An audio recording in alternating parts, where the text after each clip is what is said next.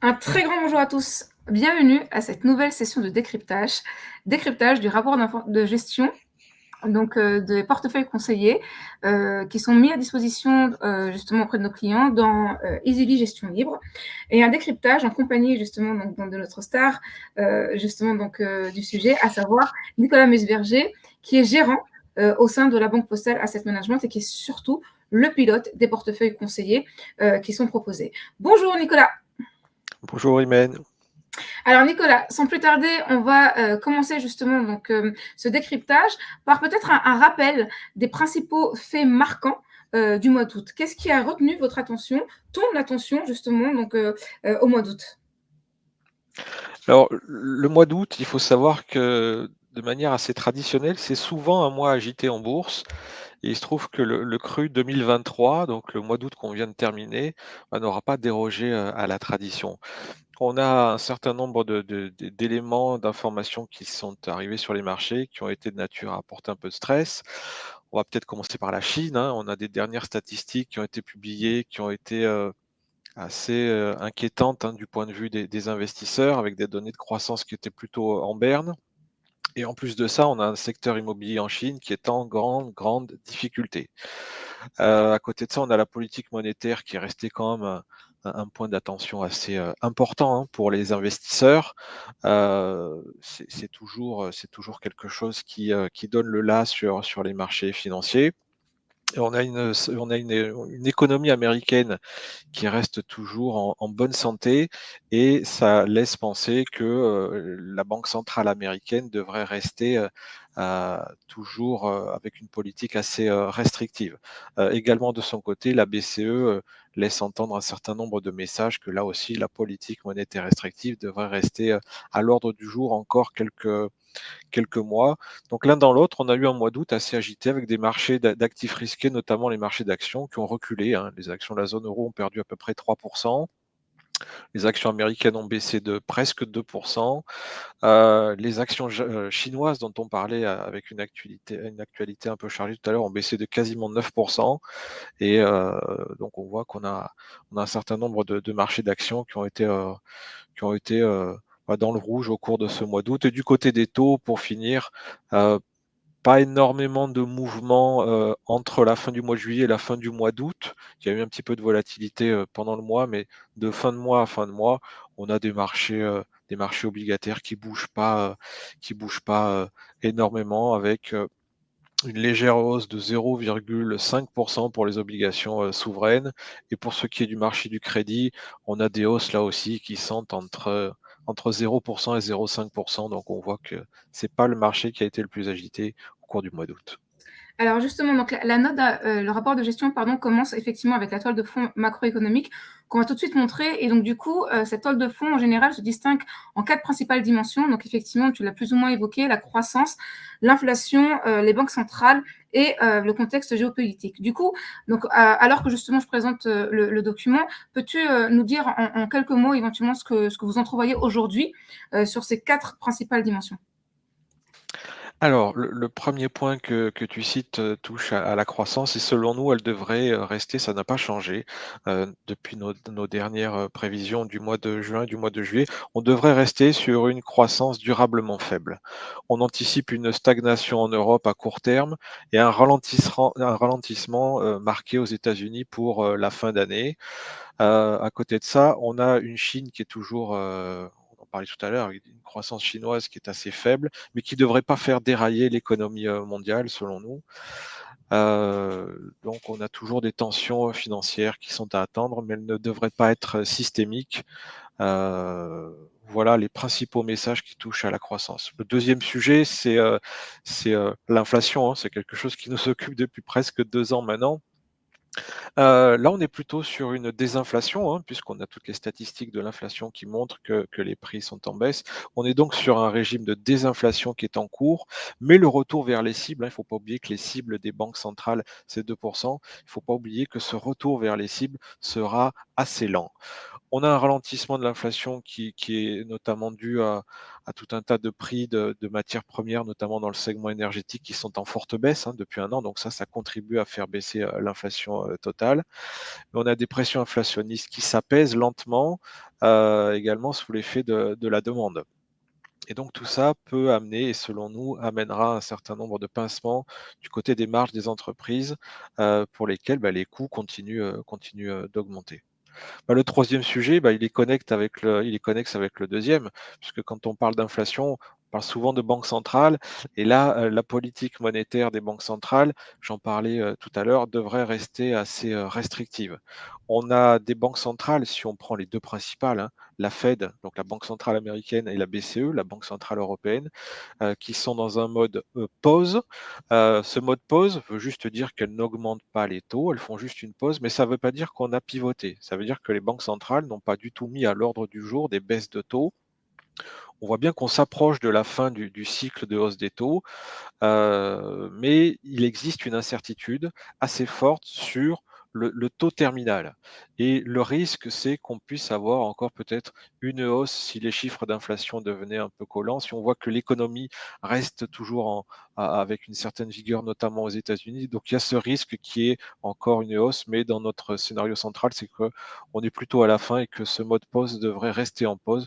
Mais en tout cas, on ne pivote pas encore du côté des banques centrales selon nous. Le quatrième sujet dont tu parlais, c'est la géopolitique. On est toujours autour de 2 vraiment gros sujets, hein. Il n'y en a pas que 2, mais c'est les 2 qui sont des market movers, hein, qui peuvent avoir un impact, une influence sur les marchés. Le premier, c'est le contexte de guerre entre la Russie et l'Ukraine avec, un risque d'escalade. On voit que l'Ukraine qui avait, promis une offensive, finalement l'a mise en place et qu'on voit qu'elle regagne du terrain et donc on sait très bien que dans ce genre de dans ce genre d'offensive, il y a des contre-offensives, il peut y avoir un risque d'escalade. Donc ça, c'est le 1er sujet. Le deuxième sujet, lui aussi fait partie de la toile de fond depuis un certain nombre de mois, c'est les tensions entre les États-Unis et la Chine. Même si le climat, depuis la fin du printemps, avait plutôt eu tendance à s'apaiser, il ne faut pas oublier que le calendrier, des États-Unis montre une élection présidentielle qui va arriver dans 14 mois maintenant et on sait très bien que là, pour le coup, que ce soit du camp démocrate ou du camp républicain, la Chine, c'est comme l'ennemi préféré et que souvent c'est une période qui met en faveur un certain nombre de tensions et de disputes entre les États-Unis, et la Chine. D'accord. Nicolas, est-ce que justement l'effet du mois d'août ou encore, la vision que vous avez justement donc de la toile de fond macroéconomique, vous ont conduit à revoir votre scénario central pour les mois à venir ou éventuellement vos scénarios alternatifs? Est-ce que ça a vraiment, changé le curseur ou pas? Nous avons amendé notre comité, les conclusions de notre comité d'investissement plutôt à la marge et je vais m'expliquer. Si on prend les principales classes d'actifs, la première, c'est le marché des actions. C'est là où on a quelques changements. Sur les actions au global, on ne change pas de vue, mais après au global, on ne fait pas de l'investissement global sur les actions. On a plutôt tendance à disséquer tout ça et à regarder les actions par zone géographique et puis descendre au niveau des styles et des secteurs. C'est surtout d'un point de vue géographique qu'on a revu, qu'on a modifié notre copie puisque, nous avons baissé notre prévision, notre anticipation de rendement sur les actions chinoises sur lequel nous avions encore un intérêt à court terme. Mais il se trouve voilà qu'on a baissé nos anticipations. Les actions chinoises, la Chine en général, on en parlait tout à l'heure, elle connaît un certain nombre de difficultés et on voit que, d'habitude, alors que le gouvernement chinois est quand même très interventionniste, là on sent que les interventions du gouvernement chinois ne sont pas aussi efficaces que par le passé. Il y a beaucoup de défiance vis-à-vis de la Chine et également, ce sont des actions qui, du point de vue, investissement ISR, investissement ESG, deviennent un peu plus dures à rentrer en portefeuille, même si on arrive à investir sur les actions chinoises, hein, d'un point de vue ISR. Mais on voit que d'un point de vue global, il y a un certain nombre d'acteurs qui sortent de la Chine et ça, c'est tout un tas d'arguments qui nous ont fait baisser d'un cran notre anticipation sur la Chine. Alors nous étions sur une anticipation positive, on est passé sur une anticipation neutre. On n'est pas passé négatif, mais ça, ça se traduira, on en parlera tout à l'heure, dans les portefeuilles. Également du côté des actions toujours, mais cette fois-ci du côté des actions développées, c'est principalement l'Europe et les États-Unis pour lequel on est un tout petit peu moins négatif. On reste négatif, on a des prévisions des anticipations de rendement à 3 mois qui restent négatives, un peu moins négatifs. Pourquoi? Bah, parce que les baisses du mois d'août ont permis de rendre un peu moins cher ces 2 marchés, hein. On en parlait tout à l'heure, les actions au mois d'août ont quand même bien souffert et donc ça rend un peu plus attractives, les actions, européennes et américaines. Enfin, les actions japonaises, nous n'avons pas changé notre vue, on gardait une certaine neutralité sur les actions, japonaises.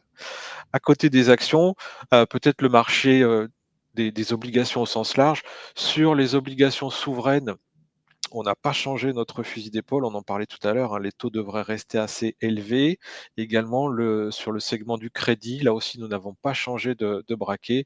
On reste toujours avec une certaine neutralité, avec là aussi beaucoup de sélectivité. On a tendance à préférer les papiers les plus courts, les moins exposés à des éventuelles remontées de taux. Et il ne faut pas oublier qu'on est sur une classe d'actifs risqués, hein, le crédit, avec un certain nombre de taux de défaut qui commencent à remonter. Le monétaire sur lequel on ne fait pas spécialement de prévision, hein, le monétaire devient rémunérateur enfin avec la hausse des taux, directeurs de la BCE, hein, puisque l'Ester aujourd'hui, qui est l'indicateur phare des marchés monétaires, offre un rendement aujourd'hui de 3,7 annualisé.